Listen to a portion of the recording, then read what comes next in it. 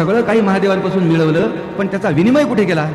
वाईट कार्यामध्ये त्या सगळ्या सामर्थ्याचा विनियोग रावणाने केला. त्यांनी देवलोकांवरती आक्रमण केली, सगळे देव बंदीत घातले आणि एकेका देवतेला निवडून निवडून असं काम दिलं लंकेमधलं काम करायला. तू म्हणतो असं आहे, तू लक्ष्मी असं म्हणले, तू माझ्या घरचं पाणी भरलं पाहिजे.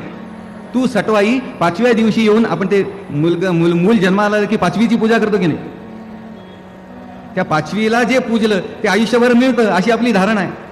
त्या सटवाईला सांगितलं तू माझ्या घरचं धुणं धुवायचं म्हणलं. सगळ्यांचं भविष्य लिहितेस का? माझ्या घरी धुणं धु.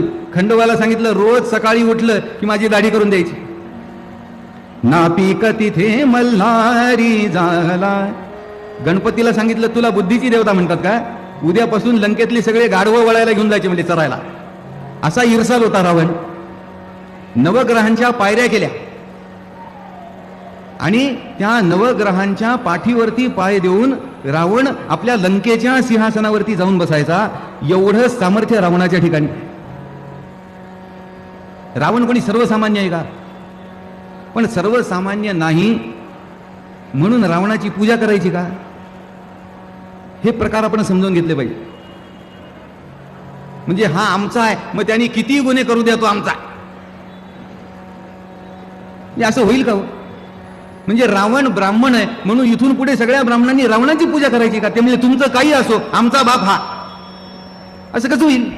शेवटी पूजा जी झाली पाहिजे ती सद्गुणांची झाली पाहिजे.